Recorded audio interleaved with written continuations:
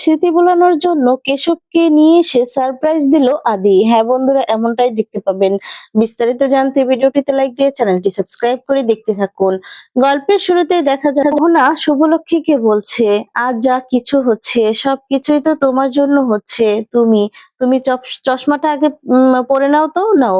চশমা ছাড়া তুমি একদমই থাকবে না। কত কাজ কর্ম করো বলো তো, নিজেরই ঠিক মতো খেয়াল রাখো না। কেন এমনটা করো বলো তো, কেন করো? আর তখন বলে, এই যে সবকিছুই তো তোমার জন্য হয়েছে। তুমি এত কষ্ট করে এই সংসারটাকে আগলে রাখো। তোমার জন্য আমার সাজকে মানুষ করতে পেরেছি। তোমার জন্য আমি চেম্বারে বসতে পারি। আর এই যে তোমার দেওরের সাথে আমার সম্পর্কটাও তোমার জন্যই ঠিক হয়েছে, নয়তো কোনোদিনও এই সম্পর্ক ঠিক হতো না। আর তখন বলছে, সাজের সাথে কি একটা হয়েছে বললে যেন কলেজে, ওই এত ঝামেলা তুমি না না করলেও পারতে। আর তখন বলে, না, মেয়েটাকে একটু বলার দরকার ছিল। আসলে মেয়েটার মা নেই। আর তখনই দেখা যাবে শ্রী আরিয়ার কথাগুলো মনে করতে থাকে। আর তখন দেখা যাবে এদিকে মোহনা প্রশংসা করতে থাকে আর বলে, তুমি তুমি যদি সেদিন সবাইকে না বলতে, আমার পাশে না থাকতে, সবাইকে যদি না বলতে যে আমাকে একটা সুযোগ দেওয়ার জন্য বলেছিলে বলেই তো আজ আমি সুযোগ পেয়েছি সবকিছু শুধরে নিতে।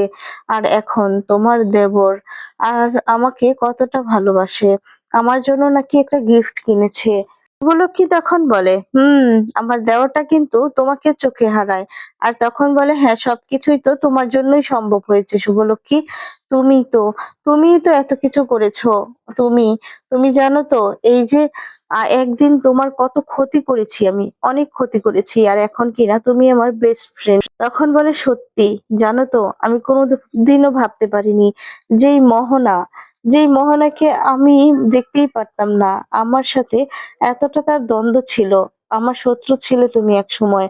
আর এখন সেই মোহনাই কিনা আমার সব থেকে কাছের মানুষ, সব থেকে বেস্ট ফ্রেন্ড। আর তখন মোহনা বলতে থাকে, তুমি যখন আমাকে বেস্ট ফ্রেন্ড বলেই মানো, তাহলে তোমায় আমি একটা কথা বলি, তুমি আমায় একটা কথা রাখো। তখন বলে, কি কথা? এরপর বলছে, তুমি আর কত কষ্ট দিবে আদিকে? আর কষ্ট দিও না, নিজেকেও আর কত কষ্ট দিবে বলো? অনেক তো খুঁজেছো, জানি। আজকের দিনেই তোমার মেয়েটা হারিয়েছে। আমরা তো অনেক খুঁজেছি, আর গুরুদেবকেও তো অনেক যারা করেছি। লোকটা যেই জায়গাতে বলেছে সব জায়গাতেই তো খোঁজ করেছি, কিন্তু কোথাও তো খুঁজে পাইনি না। এখন এত কিছু করে কি লাভ বলো? নিজেকে কষ্ট দিচ্ছ, আদিকে কষ্ট দিচ্ছ। আর তখন বলছে, তুমি এবার নিজে একটু ভালো করে নিজের যত্ন করো, সবকিছু ঠিক করে নাও। আর তখন বলছে, জানো তো মোহনা, আমি সবকিছু ভুলতে পারছি না। আজকের দিনেই আমার মেয়েটা এমন হয়েছে। শুভলক্ষ্মী নিজের মেয়ের কথা কিছুতেই ভুলতে পারছে না, বারবার করে সেই কথাগুলোই মনে করছে। আর তখন বলছে, দেখো আজ যা আমার জীবনে হয়েছে সবকিছু কিন্তু তোমার জন্যই হয়েছে, কিন্তু আমি সেটাই বুঝতে পারছি না। আমার কি মনে হয় জানো তো, গুরুদেব বাদেও আমাদের তোমার এমন কোনো শত্রু আছে যে যে কিনা আমরা জানি না, কিন্তু সেই শত্রুটা কে হতে পারে সেটাই বুঝতে পারছি না। শুভলক্ষ্মী তখন বলে, হ্যাঁ, সেই শত্রুটা কে হতে পারে যে 20 বছর ধরে আমাকে এত কষ্ট দিচ্ছে? আর তখনই এদিকে আকাশ সেন একটু রেস্ট নিচ্ছিল।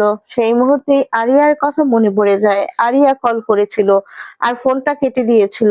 আর তখনই মোবাইলটা হাতে নেয়। হাতে নিয়েই দেখা যাবে আরিয়াকে ফোন করতে থাকে। এদিকে আরিয়া কিছু শপিং করেছে, আকাশের জন্য একটা গিফটও কিনেছে। আর তখনই দেখা যাবে সবাইকে বলে, আমি এখন আসছি। এই বললেই সাথে সাথে আকাশ ফোন করে। আকাশের ফোনটা তখন রিসিভ করে। আর তখন বলে, তোমার এতক্ষণে ফোন দেওয়ার সময় হলো? আর তখন বলে, আসলে সরি, আমি না তখন মিটিং এ ছিলাম, তুই ফোন করেছিলি তাই কথা বলতে পারিনি। এখন বলতো কি হয়েছে তোর? আর তখনই বলছে যে, তোর কি কোনো সমস্যা হয়েছে? এরপর বলে যে, না, এখন আমি হ্যাপি আছি, এই যে তুমি ফোন করেছো, হ্যাপি আছি। আসলে কলেজে একটা ঝামেলা হয়েছিল। একটা আমাদের ক্লাসমেট, তার মা ঝামেলা করেছে। জানো তো, আমাকে কান ধরে প্রিন্সিপালের রুমের সামনে নিয়ে যায়, প্রিন্সিপাল স্যারের কাছে নিয়ে গিয়েছে। আর তুমি যদি তখন ফোনটা ধরতে, আচ্ছা মতো মহিলাটাকে ধোলাই দিয়ে দিতে পারতে, কিন্তু তুমি তো ফোনটাই ধরলে না। তখন বলে, আচ্ছা বাবা, সরি সরি। আর তখন বলছে, কিন্তু ডোন্ট ওয়ারি, আমি ঠিক সামলে নিয়েছি।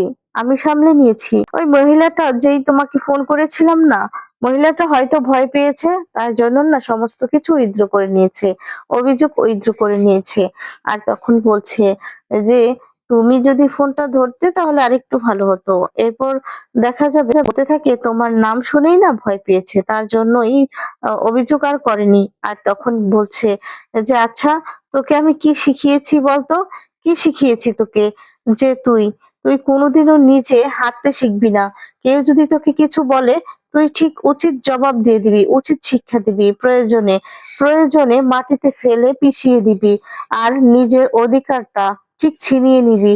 তোর মন যেটা চায়, তোর যেটা ইচ্ছে হয় তুই সেটাই করবি। কারো কোনো কথাই শুনবি না। আর তখন বলে আচ্ছা ঠিক আছে, এই বলে ফোনটা রেখে দেয়। আর বলতে থাকে যে নিজের খেয়াল রাখিস, ঠিক আছে? আর কোনো দরকার হলে ফোন করিস। আর সেই মুহূর্তে আদি এদিকে শপিং করে বেরিয়ে যায়। তখনই দেখা যাবে এদিকে আরিয়ার সাথে ধাক্কা খেয়ে শপিং ব্যাগ গুলো পড়ে যায়। তখন আকাশ সেনের ফোনটা রাখার আগেই আকাশ তখন এদিকে বলতে থাকে, কি হলো আরিয়া? Area, hello. আর তখনই ফোনটা রেখে দেয় কোনো শব্দ না পেয়ে। এরপর দেখা যাবে এদিকে আদি বলছে সরি, আসলে আমি দেখতে পাইনি। তখন শপিং ব্যাগ গুলো নিয়ে যেতে থাকে। আর একটা ব্যাগ অদল বদল হয়ে যায়। আর তখন এদিকে আরিয়া খুঁজতে থাকে। এরপর তার বন্ধুরা বলছে কি রে, কি খুঁজছিস? তখন বলে আরে বাবা, আমি তো বাবার জন্য গিফট কিনেছিলাম, কিন্তু সেটা তো খুঁজে পাচ্ছি না। এরপর বলে মনে হচ্ছে ওই আঙ্কেলটার সাথে চেঞ্জ হয়ে গিয়েছে। আর তখন এদিকে আদিও শপিং গুলো নিয়ে আসে। সবাই তখন খুব খুশি হয়। রিদ্ধি তখন বলে দেখি কি কিনেছিস? এই বলে খুলে দেখতে থাকে। আর বলে ওই তো স্ত্রীর জন্য কিনেছে, সবার জন্য। আর তখন বলে সাজ খুব খুশি হবে। আদি বলে খুব ভালো হয়েছে না রে? এরপর বলে হ্যাঁ, খুব ভালো হয়েছে। আর তখনই দেখা যাবে বলতে থাকে দেখি, এই বলে রিদ্ধি দেখতে পায়। আর রিদ্ধি বলে এই দাদা, তুই এটা কার জন্য কিনেছিস? আর তখন বলে আমি তো এটা কিনিনি, আমি তো শ্রী মানে আমার মেয়ের জন্য একটা গিফট কিনেছিলাম, নেকলেস কিনেছিলাম। যেদিন দেখা হবে সেদিন তাকে আমি এটা পরিয়ে দিব। আর তখন বলতে থাকে কি বলছিস কি? এরপর বলে আমার মনে হচ্ছে একটা আসার পথে মেয়ের সাথে ধাক্কা খেয়েছিলাম, সেই মেয়েটার সাথে হয়তো বা এক্সচেঞ্জ হয়ে গিয়েছে। আর তখন সৌমিত বলছে আচ্ছা ঠিক আছে বাবা, আমি যাই দেখি মেয়েটা যদি সেখানে থাকে। এই বলে সৌমিত সেখানে যায়। গিয়ে তখন সবাইকে জিজ্ঞেস করে, কিন্তু কোথাও নেই। কোথাও সেই মেয়েটাকে আর খুঁজে পায় না। আবার ফিরে আসে। এদিকে দেখা যাবে শুভলক্ষ্মী পুজো করছে। আর তখন বারবার করে স্ত্রীর কথাগুলোই ভাবতে থাকে আর কাঁদতে থাকে। আর বলে ঠাকুর, তুমি আমার মেয়েটাকে কবে আমার কাছে ফিরিয়ে দিবে, আমার সাথে দেখা করে দিবে? আর তখন এই বলে কাঁদতে থাকে। আর বলে কোনোদিনও কি আমার মেয়েকে আমি খুঁজে পাবো না? তখনই দেখা যাবে সেখানে থাকা ঘন্টাগুলো সব বেজে ওঠে। আর এমন এমন কাণ্ড ঘটে, শুভলক্ষ্মী অবাক হয়ে যায়। শুভলক্ষ্মী তখন বলে তার মানে কি আমার মেয়ে আজকে হারিয়েছে, এই দিনেই কি আমার মেয়েকে খুঁজে পাবো? সেই ইঙ্গিতই দিচ্ছে ভগবান। আর তারপর এই বলে তো শুভলক্ষ্মী খুব খুশি হয়ে যায় আর পুজো করতে থাকে। অন্যদিকে দেখা যাবে ঠাম্মি ঠাম্মি পুলকের ছবির সামনে আর দাদুর ছবির সামনে আসে।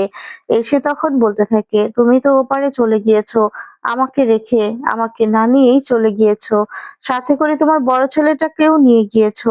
আমি যে কতটা কষ্টে আছি সেটা কি তুমি বুঝতে পারছো না? এই পরিবারে অশান্তি কষ্ট আমি আর দেখতে পাচ্ছি না। তুমি আমাকেও সাথে করে নিয়ে যাও। এই পরিবারে আগে কতটা কতটা শান্তি ছিল বলো তো? আমার নাতনি, আমার নাতির প্রথম মেয়েটা সেই দিনে হারিয়েছে। আর যখন ছিল নামকরণের দিন কতটা আনন্দ ছিল, আনন্দ এই পরিবারটা একদম ভরেছিল। আর সেই পরিবার আজকে একদম ভেঙে রয়েছে। ওই যে মেয়েটা মানে শুভলক্ষ্মী, এই দিনে আজকের দিনেই তো ওর মেয়েটা হারিয়েছে। এই দিনে প্রতিদিন বসে থাকে, ঘর থেকে বেরোয় না। আমরা সকলেই কত বোঝাই, কোনো কথাই শোনে না। তখন বলছে আমিও বাঁচতে চাই না, আমার ওদের কষ্ট আর দেখতে ইচ্ছে করে না, আমাকেও নিয়ে নাও, তোমার সাথে নিয়ে যাও। তখনই সেখানে ঋষি আর সাজ চলে আসে। আর বলে এই যে কি বলা হচ্ছে গার্লফ্রেন্ড, তুমি এগুলো কি বলছো? হ্যাঁ, তুমি আমাদের ছেড়ে কোথায় যাবে? কোথাও যেতে পারবে না। বলো কোথাও যাবে না, বলো। এই বলে দেখা যাবে ঠাম্মির সাথে মজা করতে থাকে। আর তখন ঠাম্মি বলে তোরাই তো আমার সব, তোদের জন্যই তো। আর বলে হ্যাঁ, একটু হাসো, বলো তুমি কোথাও যাবে না। অন্যদিকে শুভলক্ষ্মী স্ত্রীর ছবিগুলো নিয়ে বসে থাকে। আর স্ত্রীর কথাগুলো ভাবতে থাকে, মন খারাপ করতে থাকে। আদির সাথে কতটা রাগ করেছিল, দেখা করেছিল, সেই সমস্ত কথাগুলোই মনে করছে আর খুব কষ্ট পাচ্ছে। এদিকে গুরুদেব যে তুলে নিয়ে এসেছিল, তার চেলাপেলারা যে তুলে নিয়ে এসেছিল, গুন্ডাগুলোর কথাও ভাবতে থাকে, তাদের হাত থেকে কেউ ছিনিয়ে নিয়ে চলে গেছে সেই কথাগুলো।